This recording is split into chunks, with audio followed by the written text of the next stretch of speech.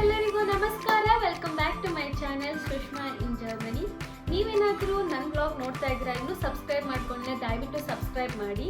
And ಈ blog ಏನು ಮಾಡ್ತಾ ಇದ್ದೀನಿ ಅಂದರೆ, ಇವತ್ತು ನಾನು ವೀಕೆಂಡ್ ಆಗಿರೋದ್ರಿಂದ ಪಾನಿಪುರಿ ಮಾಡೋಣ ಅಂತ ಅಂದ್ಕೊಂಡೆ. ಚಟ್ಪಟ ಪಾನಿಪುರಿ ಮನೇಲೇ ಹೇಗೆ ಫ್ರಮ್ ಸ್ಕ್ರ್ಯಾಚ್ ಪಾನಿ ಮಾಡೋದನ್ನ ತೋರಿಸ್ತೀನಿ ಬನ್ನಿ. ಪಾನಿಪುರಿದೇನು ನಿಮಗೆ ಮಸಾಲ ಏನು ಹಾಕ್ತಲೇ, ಹೊರಗಡೆಯಿಂದ ತಂದು ಹಾಕ್ತಲೇ ಮನೇಲೇ ಮಾಡಿ ಹೇಗೆ ಫ್ರಮ್ ಸ್ಕ್ರ್ಯಾಚ್ ಮಾಡ್ಬೋದು ಅನ್ನೋದನ್ನ ತೋರಿಸ್ತೀನಿ ಇವತ್ತು ಪಾನಿಪುರಿನ.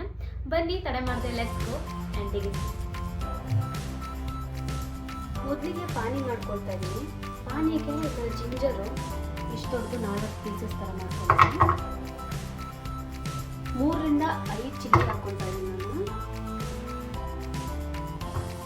ಆಮೇಲೆ ಪುದೀನ ಜೊತೆಗೆ ಕೊರಿಯಂಡರ್ನ ಕೂಡ ನೀಟಾಗಿ ತೊಳ್ಕೊಂಡ್ಬಿಟ್ಟು ರುಬ್ಕೊಳ್ಳೋಣ. ಇಷ್ಟು ರುಬ್ಕೊಳ್ಳೋದಕ್ಕೆ ಇಂಗ್ರೀಡಿಯೆಂಟ್ಸ್ ಬೇಕಾಗಿರೋದು ಫ್ರೆಂಡ್ಸ್, ಇಷ್ಟು ಮಾಡ್ಕೊಳ್ಳಿ.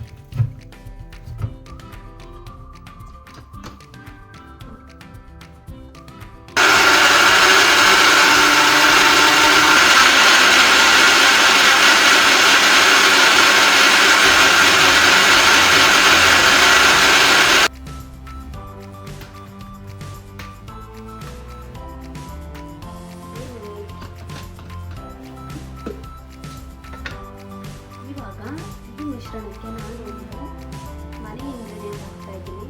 ಅದು ಇಂಪಾರ್ಟೆಂಟ್ ಈ ಪಾನಿಪುರಿ ಮಾಡೋ ರೆಸಿಪಿಯಲ್ಲಿ, ಅದೇ ಇಂಪಾರ್ಟೆಂಟು. ಅದನ್ನ ಇವಾಗ ನೆಕ್ಸ್ಟ್ ನಿಮಗೆ ತೋರಿಸ್ತೀನಿ.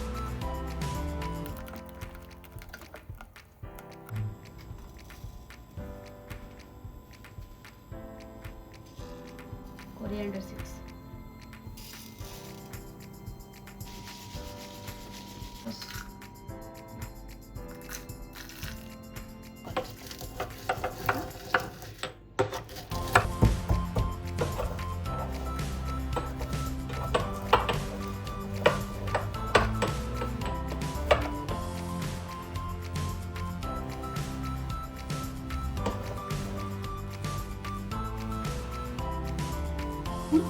ಹುರ್ಕೊಂಡಿರೋಂಥ ಮಿಶ್ರಣನ 1 ಸ್ಪೂನ್ ನಾನು ಪಾನಿಪುರಿ ಏನು ಪಾನಿ ಮಾಡ್ಕೊಂಡಿದ್ದೀನಿ ನೋಡಿ, ಆ ಪಾನಿಗೆ ಮಿಕ್ಸ್ ಮಾಡ್ಕೊತಾ ಇದ್ದೀನಿ. ಇನ್ನೂ ಬೇಕಂದರೆ ಹಾಕೊಬೋದು, ನಾನು ಇನ್ನೊಂದು ಸ್ವಲ್ಪ ಹಾಕೊಳ್ತೀನಿ. ನಿಮಗೆ ಹೆಂಗೆ ಕಡಕ್ ಹೆಂಗೆ ಬೇಕೋ ಅದ್ರ ಮೇಲೆ. ಆಮೇಲೆ ಹುಣಸೆಹಣ್ಣ ಬಿಸಿನೀರಲ್ಲಿ ನೆನೆಸ್ಕೊಂಡಿದ್ದಂಥ ಹುಣಸೆಹಣ್ಣಿನ ರಸನ, ಹುಣಸೆಹಣ್ಣ ಬಿಸಿನೀರಲ್ಲಿ ನೆನೆಸ್ಕೊಂಡಿದ್ದೀನಿ. ಬಿಸಿನೀರಲ್ಲಿ ಟ್ಯಾಮ್ರಿನ್ನ ನೆನೆಸ್ಕೊಂಡಿದ್ದೆ. ಈಗ ಆ ಹುಳಿನ ಸ್ವಲ್ಪ ಪಾನಿಗೆ ಹಾಕೊಳ್ಳೋಣ.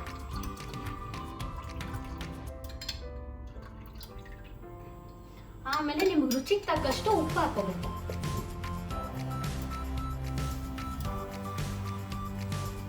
ನೋಡ್ಕೊಂಡು ಹಾಕೊಳ್ಳಿ, ಟೇಸ್ಟ್ ಮಾಡಿಕೊಂಡು ನೋಡ್ಕೊಂಡು ಹಾಕೊಳ್ಳಿ.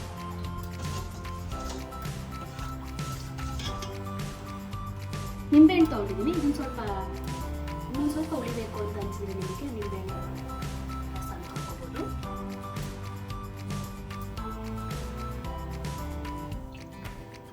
ನಾವು ಮಾಡ್ಕೊಂಡಿರೋಂಥ ಮಸಾಲನೇ ಪಾನಿಗೆ ತುಂಬ ರೆಡಿಯಾಗಿದೆ.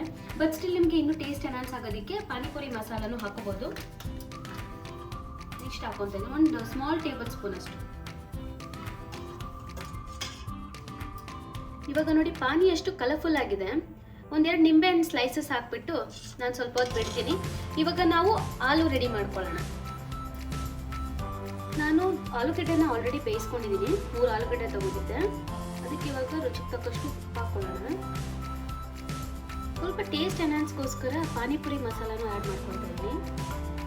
ಚಾಟ್ ಮಸಾಲ, ಗರಂ ಮಸಾಲ,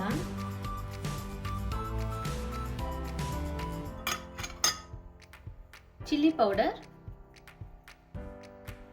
ಅದು ಕೂಡ ನಿಮಗೆ ಟೇಸ್ಟ್ ತಕ್ಕಂತೆ ಎಷ್ಟು ಖಾರ ಬೇಕು ನೋಡ್ಕೊಂಡು ಹಾಕೊಳ್ಳಿ. ನಾನು ಒಂದು ಸ್ಮಾಲ್ ಟೇಬಲ್ ಸ್ಪೂನ್ ಹಾಕೊತೀನಿ. ನಂತರ ಪೆಪ್ಪರ್ ಪೌಡರ್. ಇವಾಗ ನೀಟಾಗಿ ಸ್ಮ್ಯಾಶ್ ಮಾಡ್ಕೊಳ್ಳೋಣ. ಆ್ಯಕ್ಚುಲಿ ಚೆನ್ನಾಗಿ ಕೂಡ ಆ್ಯಡ್ ಮಾಡ್ಕೋಬೋದು. ನಾನಿವತ್ತು ಚೆನ್ನಾಗಿ ಆ್ಯಡ್ ಮಾಡ್ತಾ ಇಲ್ಲ.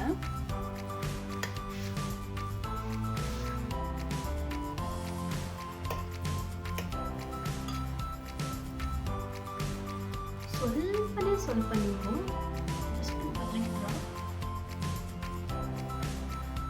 ನಾನು ಸ್ವಲ್ಪ ಆನಿಯನ್ಸ್ ಹಾಕ್ಕೊತಾ ಇದ್ದೀನಿ. ನೀವು ಬೇಕಿದ್ದರೆ ಬಟಾಣಿ ಹಾಕೋಬಹುದು, ಕಡಲೆ ಕೂಡ ಹಾಕೋಬಹುದು. ರೆಡಿಯಾಗಿದೆ, ಪಾನಿ ಕೂಡ ರೆಡಿಯಾಗಿದೆ. ಇವಾಗ ನಾವು ಪಾನಿಪುರಿ ಮಾಡ್ಕೋಬೇಕಲ್ವಾ, ಸೊ ಅದಕ್ಕೆ ಪೂರಿ ಮಾಡ್ಕೊಳ್ಳೋದಕ್ಕೆ ರೆಡಿಮೇಡ್ ಪೂರಿ ತಂದಿದ್ದೀನಿ.